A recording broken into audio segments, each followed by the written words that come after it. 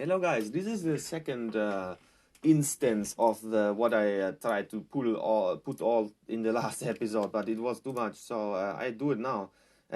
We were thinking about publish audio. This is what we did, and I also showed you in the last episode in the part 4 what happened if we press this. Then we can pull in some title and yeah, the language I didn't mention, but you can also change language here. And yeah, at the moment only German and English, but you can put any other language here. So just yeah, and then when we want to press publish audio, then the pending audio file, which we have like pending in the smartphone storage but not visible yet, then this is made visible through this method in the recording service. Then if this method is done, means this dot double point here, then afterward this proceeding thing is called, which means this one. And in this one there will be like this URI will be found, and with this found URI we will open upload file and set metadata with the audio name chosen by the user and the audio URI file, or the URI, not the file but the destination of the file. And I showed you URI in the last part would look like, for example, this here, content media 76. This is some URI based example. And now in this part I had no time last time, but this time it will be good to understand here. We have this upload file and set metadata. It reads in the file name and the file URI, as I told you, as I just told you. Then this I also said shortly in the last part. We have this Firebase storage here. This is there's the file name and there's the audio file which is put in the Firebase storage, and then we have the metadata, and the metadata will be just for this Firebase storage to put some good ending to it, and not this random 3.gpp video which just appeared for some reason. I don't know why, but it did it. So and then we have this upload task, and this upload task will be like done with an add-on success listener. And let's just show me before I do this. I can show you how it looks like in the Firebase storage. So this is basically here.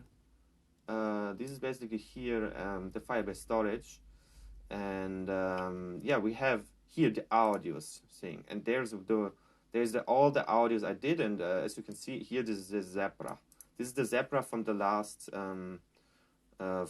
thing I did, and all the audios are stored here. And then we have also the Firestore database, and this is important for the next part.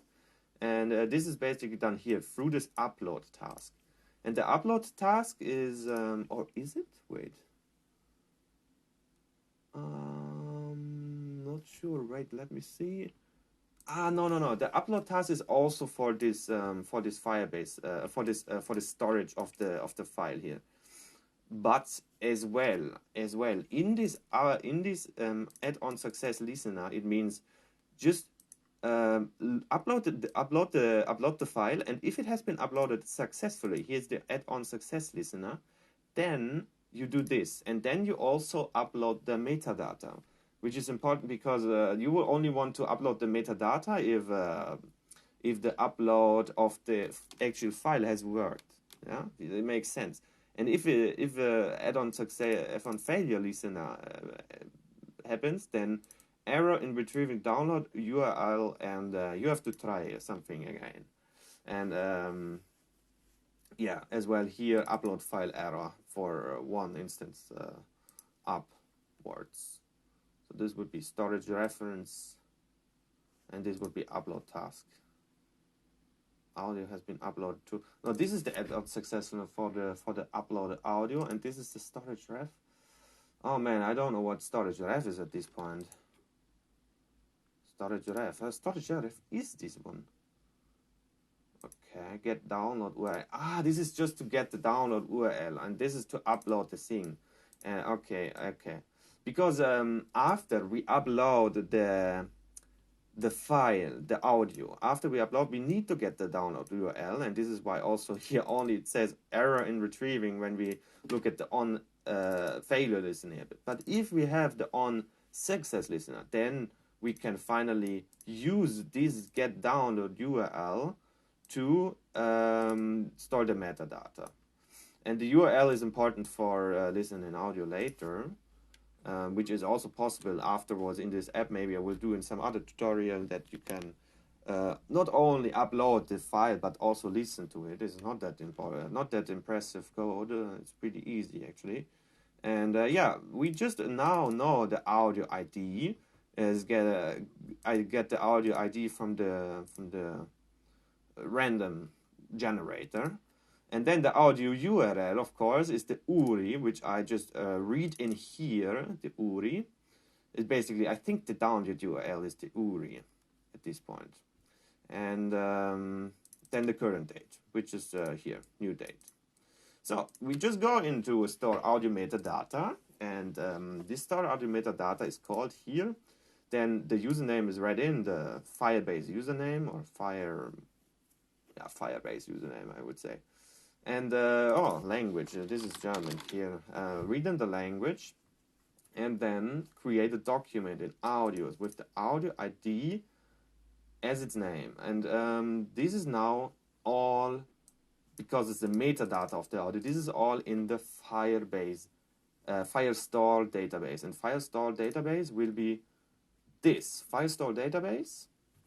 And now we see here, again, we have some audios collection. This is a collection, it's called, and this is also what you see here, audios collection. And then you create a document, and this means dot document audio ID, or you locate a document. You don't create it yet. This is just audio document with the audio ID I just gave here. This is a random ID I created in the last method.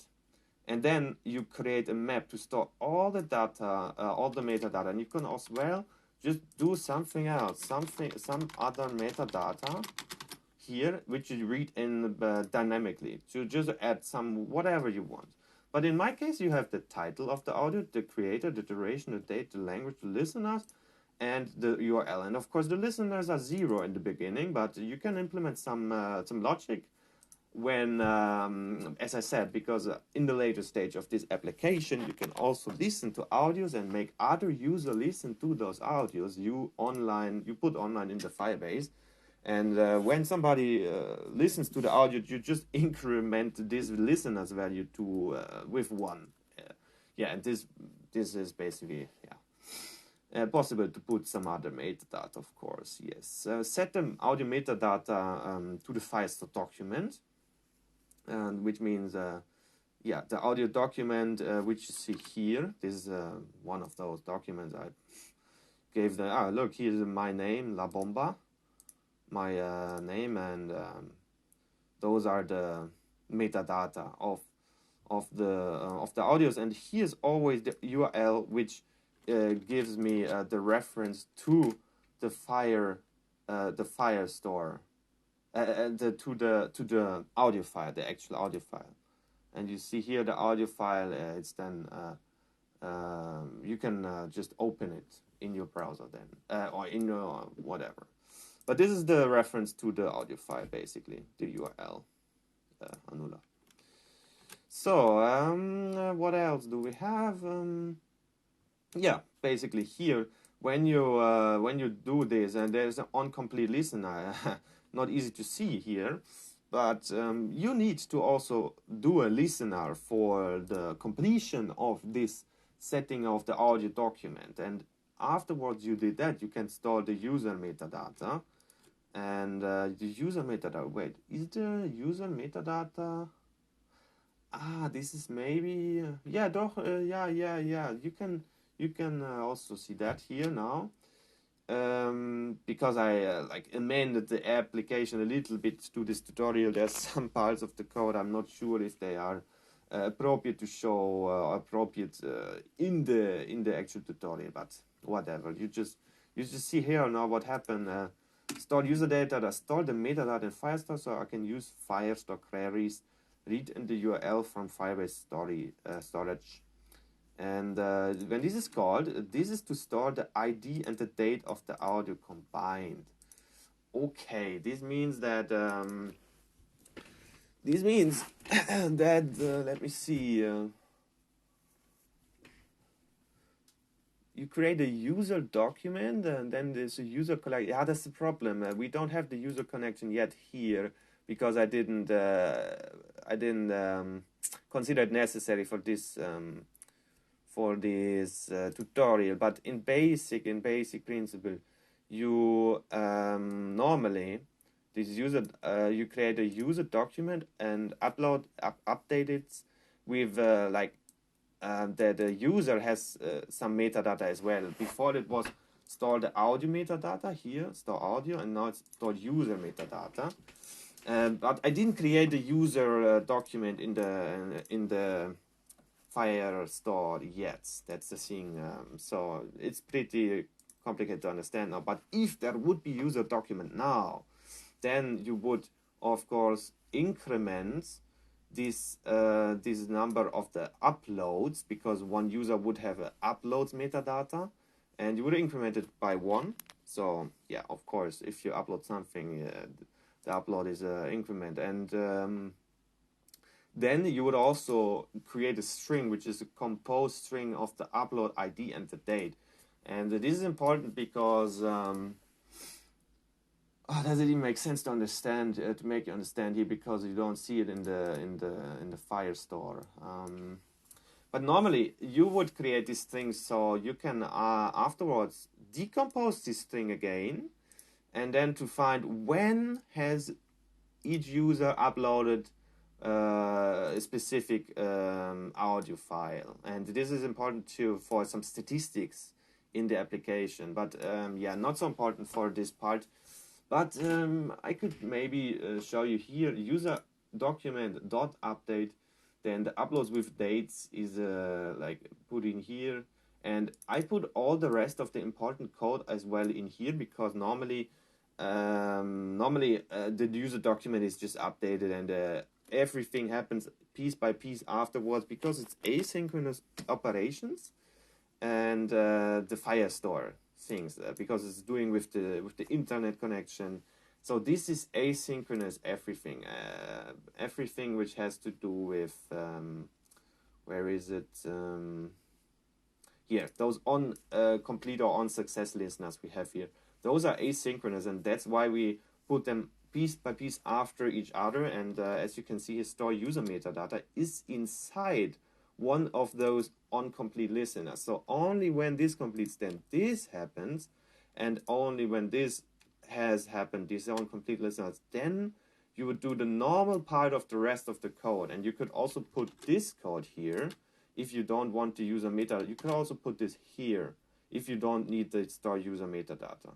That's maybe a good explanation. But now we go in here. Act like this doesn't happen here with the user metadata, and look at this, delete last modified audio file.